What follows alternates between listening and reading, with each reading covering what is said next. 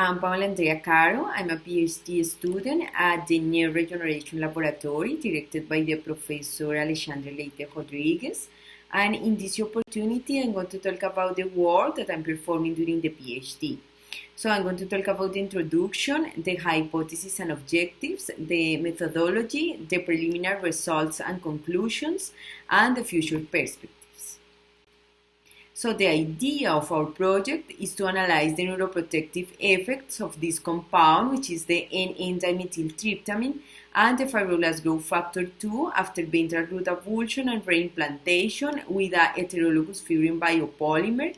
Therefore, our project is focused in spinal cord injury, taking account that the treatment of those injuries is very limited, because the treatment mainly consists in a surgical approach and non-surgical approach.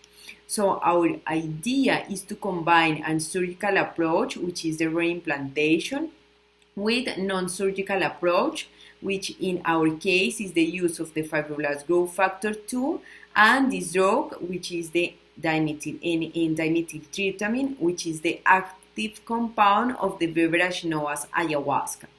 And to analyze our combinatorial approach, we are using this model, which is the ventral root avulsion model. And this model, which is a model of a spinal cord injury, we basically generate the avulsion of the ventral roots in this part, as you can observe here.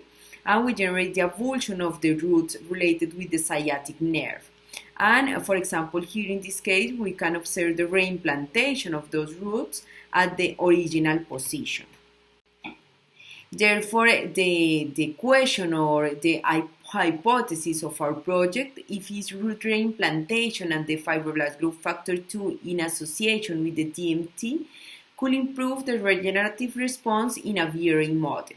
And to test this hypothesis, we propose the following objectives. First, to determine the best working dose of the DMT based on motor neural survival, glial reactions, and sign of preservation. 2, to analyze the effect of the DMT alone or in combination with the fibroblastic growth factor 2. 3, to analyze the neuroprotection of the FGF2.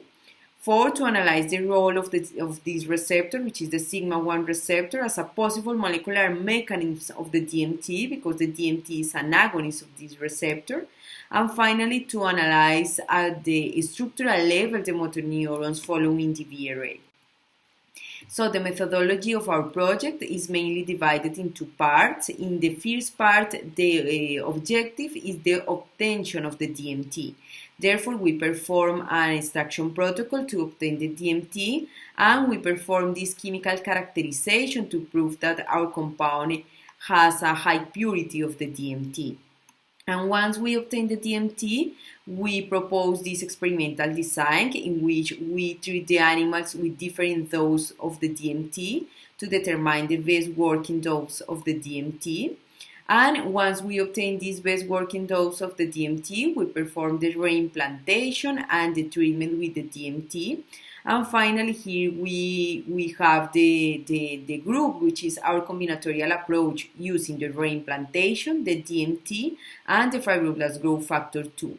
In those animals, we will perform different analyses to analyze our results. And we will perform analysis as, for example, glial reactions, sign of preservation, motor neural survival, and some functional analysis. So until now, we obtain this DMT characterization, as for example, here we obtain different DMT spectrum, and we confirm that our compound was the DMT and that our DMT has a high purity. And all of those analyses were done at the Institute for Chemistry at the UNICAMP. On the other hand, we performed this motor neural survival analysis, and we observed that the DMT in both doses, in 1 milligram and 2.5 milligram, generate the preservation of the motor neurons after the ventral root avulsion model. So here we can observe the ipsilateral side, which is the side where we perform the avulsion of the ventral root, and here is the contralateral side, which is like a control, because here we have the roots which are intact. And here we can observe the preservation of those motor neurons, and this preservation was approximately 70% of the motor neurons, which is very, very interesting. And also, we analyzed the expression of the sigma-1 receptor in the ventral motor neurons, and the idea is to analyze if this expression is related with the DMT. So, until now, we obtained DMT with a high level of purity with the protocol extraction that we use, and we observed a high preservation after the DMT treatment with both doses, with 1 milligram and 2.5 milligrams per kilogram, and the idea is also to analyze the dose of the 5 milligrams per kilogram.